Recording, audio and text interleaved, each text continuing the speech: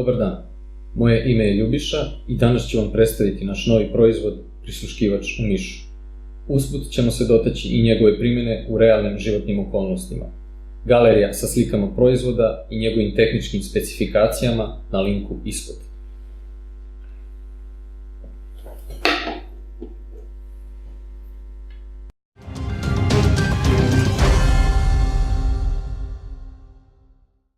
Prisluškivač u mišu je špijunski uređaj koji omogućava prisluškivanje u realnom vremenu svega što se dešava u prostoru u kome se nalazi.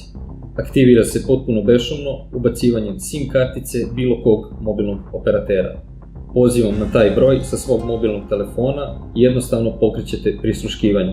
Nakon uspostavljene veze imate mogućnost uživog slušanja razgovora u okruženju samog uređaja sa neograničene udaljenosti. Slanjem SMS poruke prisluškivač stavljate u režim aktivacije na glas u kom vas uređaj poziva čim u prostoriji registruje neki zvuk. Na taj način uređaj znatno štedi bateriju i olakšava prisluškivanje.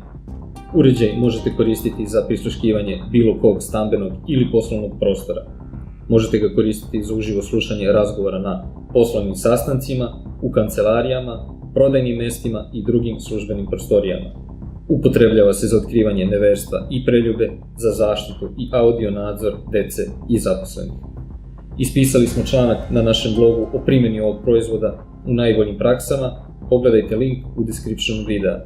Ne zaboravite da se subscribe-ujete na naš kanal i ostanete u toku sa novim proizvodima u našoj ponudi.